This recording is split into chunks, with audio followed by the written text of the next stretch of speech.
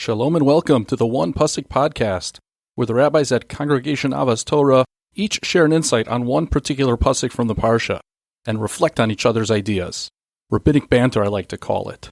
I am Chaim Pupko, and I am joined by my dear friends and teammates, Rabbi Daniel Goldberg Shalom. And Rabbi Morty Kisus. Shalom. If you'd like to sponsor an upcoming episode, please contact the shul. All right, here we go.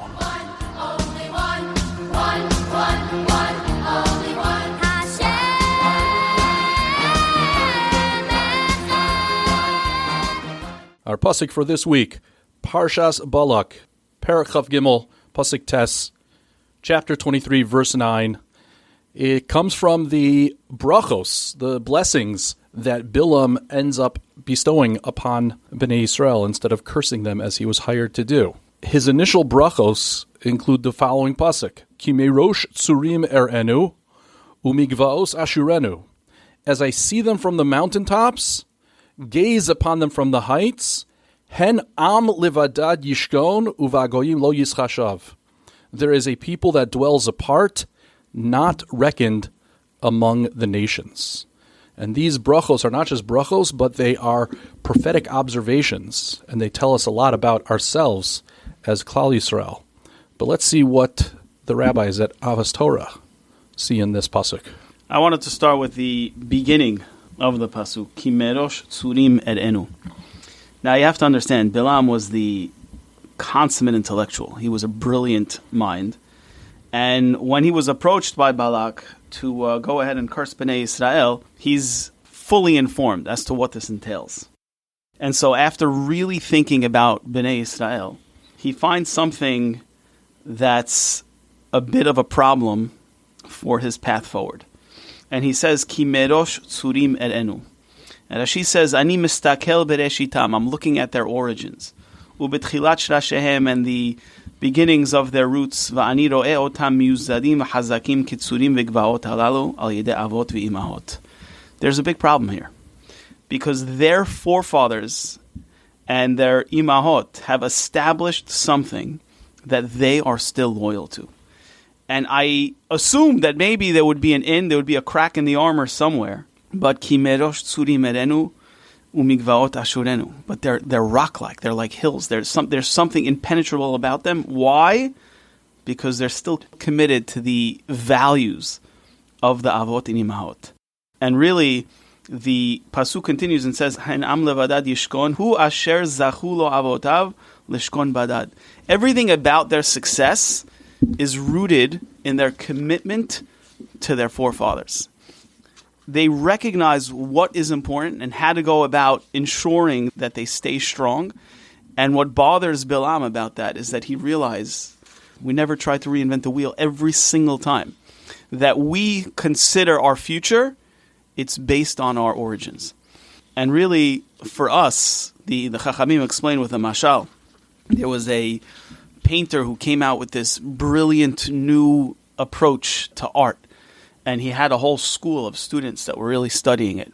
And he would display his art all across the world, and people were fascinated by it. And then he had one protege who went ahead and really understood what his master was trying to accomplish. And he started producing identical pieces. Now, of course, we admire the student, and what he was capable of doing is impressive. But the reason why he's successful is because he sticks to his teacher's lessons. He understands what's necessary in order to succeed. He's not trying to change anything about it. This is something that works. I'm committed to it, and I'll produce my own in that right. But at the core, I'm committed to the values that I've gotten from the avot and imahot. And that's what Bilam sees, and little does he realize, this is the secret to our success. Thousands of years after Bilam says this statement, we're still here precisely because Ki merosh tzurim erenu umigvaot ashurenu. That's great, yeah. And I was thinking that your beautiful idea, Rabbi Kisus, that Bilam sees how Bnei Yisrael are invulnerable when they're rooted in the tradition of their ancestors, reminds me of a distinction between two kinds of creativity. Some forms of creativity are about completely breaking from the past, smashing idols, as they say, by treating anything old as outdated and anachronistic. That's the creativity sometimes of radicals, of people who envision an entirely different future. But what you're describing is like a different kind of creativity, and that's the capacity to formulate new ideas for a new day that are still grounded on timeless values, Torah values, that our ancestors transmitted to us. That kind of creativity is more constructive, less disruptive, but I don't want to be overly broad. Sometimes a situation requires that kind of change, a disruptive change. But when it comes to values and living as a Jew, we succeed when we confront new challenges guided by the ideas and values that have been transmitted to us, and you articulated that so beautifully. Beautiful. It's interesting because I was also looking at the pasuk based on a medrash, which says that the tzurim are our forefathers, and the gvaos are our forefathers. Ki mirosh tzurim arenu, elu ha'avos, the medrash says. That refers to the avos. Umigvaos ashirenu, that refers to the mothers, to our matriarchs. Rabbi Aaron Lichtenstein, in an article about education, he mentions that Rav Aaron Soloveitchik, his uncle-in-law, commented that this medrash shows you that there are distinct roles for avos and imahos. There are differing roles in being a father or a mother. Parents play different roles. And Rav Aaron commented that, Rav Aaron Soloveitchik, that when his children were born, so he assumed that when they're young, when they're infants, so that's when the mother's role is primary, right? When they're small and they're just learning the basics. But when they're ready to learn Gemara, so then it's the father's role. But once he had children, he quickly saw how wrong that was. And in fact, he quoted something from his mother. Aaron Soloveitchik quoted something from his mother, Pesia Soloveitchik, whose maiden name was Feinstein. She was a first cousin to Rav Moshe Feinstein. But she commented on the pasuk when Levi was born to Yaakov and Leah. He's named Levi. You know this? I love this. So he's named Levi, right? Hapam Yilaveh Ishi. Now my husband will escort me. And of course, what does that mean? Like now, Levi's the third child. So she said, and it's actually found in the Chizkuni, is that when she had her first child, so she could hold one child. When she had her second child, so she has two arms, she can hold two children. But now that she has three children, now she knows that she has to rely on her husband because he's going to have to carry one. So that's why for the third child, she says, Apam Yilaveh. But what it teaches you is that... To modernize that analogy, I had a friend who once said, my first kid, we were playing man. My second kid, we still played man. Then we had to move to zone. That was a problem. Yeah. So the lesson in this is that it's true that the paternal role may be different than the maternal role, but those are archetypes. Those are ways of relating to our children and raising our children and recognizing that they need different kinds of nurturing. But it's not that it's a rule that every father has to be a father and every mother has to be a mother. It's that we represent these different roles. But I think it's a very powerful grounding lesson, especially coming from these great Torah luminaries and how they saw raising their children. Rav Lichtenstein follows that up in his article with a great story, which I believe I heard Rabbi Goldberg use in a drasha once, that Rav Aaron Lichtenstein, a student of his, told him, you told us that in order to teach our kids Torah, we have to play basketball with them. Rav Aaron Lichtenstein said, I don't remember if I said that, but it sounds like something I could have said. But then he went on to say something really beautiful. He said, I play sports with my children, not just because I think it's good parenting, not just because I think it's something that's important to do. I play ball with my children because it's one of the greatest joys in life. It's something that Hashem has provided us with, and I do it because I enjoy it. And just seeing that really sensitive and sophisticated perspective is just, it's so beautiful, so inspiring. So we should put in the show notes a link to an essay, which you can get on VBM, on Virtual Beit Midrash, the website for Yeshiva Har Etzion. It's entitled On Raising Children by Rav Lichtenstein, written in 2007. And it is One of my favorite essays, bar none. It is so beautiful. You captured one of those beautiful lines. I didn't play ball with them as a trick so that one day they'll learn, say Minchas Chinuch with me. He said, I played ball with them because it's one of the joys of life that God gives us to nurture our children and to raise them. There are a lot of gems in that essay, and I'm smiling from ear to ear because it resonates so profoundly. I was searching for something else, and I happened upon that article this week, and when I saw it, I'm like, oh, I remember Rabbi Goldberg mentioned this. It's a great article, so I'm glad that it stuck with you. I'll take us in a slightly different direction, going to the end of the pasuk. Hein am levadad yishkon uvagoyim lo yischashav. Indeed, this is a nation that dwells alone and is not reckoned among the nations of the world.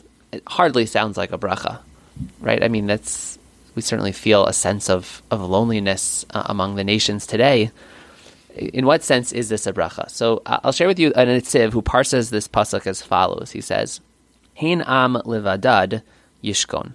That when we are a nation dwelling alone, yishkon, then we're settled, b'menucha u'bekavod, the Nitziv says, with rest and with dignity. When we are levadad, when we have our unique identity and we're separate from society, then yishkon, then we have peace and tranquility. Ubagoyim, kasher hu rotze lihiyos me'urav imam, when we're just trying to integrate, we're just trying to erase our particularity. We just want to be like the nations. So lo yischashav, eno nechshav be'enam lehischashev klal la'adam. And Nitziv wrote this in the late 19th century, that when we try to be like the rest of the nations, not only are we not going to be seen as equal to them, we're seen as subhuman. When we erase what makes us who we are, the nations have no respect for us. We're less than dignified.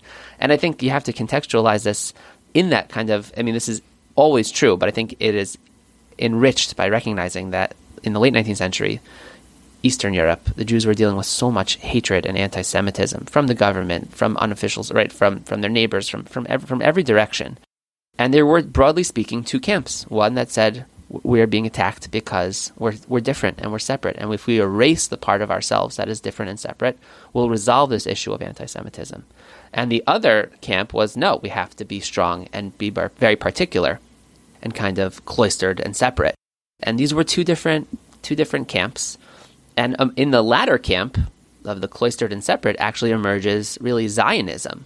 And the Nitziv was actually what we might call like a proto-Zionist. This is before Herzl's project of what we would call modern Zionism. But Chovevei Tzion, right? The Nitziv supported settling the land of Israel, that we have to go because there's no resolution here. If we're among the nations, if we're among the people here, we're always going to encounter anti-Semitism. And the way to be a nation that dwells alone is yishkon, with certainty and with safety and security. For that, we have to be really separate and distinct. So I think there's like those political dimensions here. The Nitziv was a very political thinker. A lot of the Hamik Davar is infused with like contemporary reflections, but I think this situates itself really in his moment and is very relevant to our time. Now, not to push us too far, but what's interesting, you could push back and say, well, now we do have a nation, and still anti-Semitism has morphed, right? In a certain sense, the project of both religious and secular Zionism as a resolution to anti-Semitism has failed, because we see that the virus of anti-Semitism has morphed into anti-Zionism. And so we haven't resolved the issue once and for all. But in a certain sense, we have, because now that we're empowered, we're subjects, not just objects of history. So at least in the face of anti-Semitism, we're able, with Hashem's help, to defend ourselves. We're not just at the whims of the nations. It's such a coincidence, because I was in Poland last week with my father and my daughter Ayelet, with a group that my father was leading, and we had exactly this conversation. We were discussing the Nitziv. Really? Which is brilliant, yeah. I had the zuchus of being at the Nitziv's Ohel in the Warsaw Cemetery just last week, coincidentally, and we were having this conversation about that debate. Should Jews blend in to avoid anti-Semitism, or should we remain distinct? And then I mentioned something from Rabbi Menachem Zemba, which I've mentioned a bunch of times because I found it so compelling. Rabbi Menachem Zemba, who was a Rav in the Warsaw Ghetto and was killed during the Warsaw Ghetto uprising, he has a comment on the Medrash that Rashi cites when Yaakov and Esav reunite and they embrace, and they're the dots over the words. Halacha hi biyadua Esav sona liYaakov. It is a halacha, it's a law, that Esav will always despise Yaakov. And of course, the question is, what does it mean, halacha? Halacha is a proscriptive law, right? This doesn't sound like a halacha. So what Rabbi Zemba explains is that anti-Semitism doesn't follow any logic. It's just a rule. It's a principle. And he says, you see how illogical it is because they hated us when we were capitalists, and they hate us when we're communists. They hate us when we are poor, and they hate us when we're wealthy. They hate us when we're weak. They hate us when we're strong. All those binaries, all those back and forth, which is really true. And that's the other side of the argument that you mentioned, Rabbi Goldberg, in terms of, okay, so now we have our own state, we have our own identity, and yet still we suffer from this anti-Semitism. And so as I was thinking while you were talking, that perhaps we have to adjust our understanding of what it means yishkon. Meaning, in that initial debate between assimilation versus maintaining our identity, of course we believe we maintain our identity. That is the best approach to anti-Semitism. And you see it in its best form in an independent Jewish state where we have autonomy, where we can defend ourselves. Will that prevent anti-Semitism? No. But yishkon, it will enable us to fight anti-Semitism. We're able to defend ourselves, not just defend ourselves physically, but to defend ourselves spiritually and continue to foster the kind of society that the Kadosh Baruch Hu wants us to foster. And so yes, that bracha, that part of the pasuk that doesn't sound like a bracha, hein am levadad yishkon, indeed, as you were saying, is a bracha. It's a bracha, meaning we will flourish best when we cultivate our own identity as a Am Segula, a unique treasured nation. Wow, we really cover the gamut here, from fidelity to our Masorah, to gender roles, parenting, and profound reflections on anti-Semitism as well. We really we covered some ground here. This one pasuk. Yeah, nice. All right. Thank you all so much for listening. We hope you enjoyed. If you're interested in sponsoring a future episode, please reach out to one of us. And of course, please send us your feedback. Shabbat Shalom and Good Shabbos from the One Pasuk Podcast.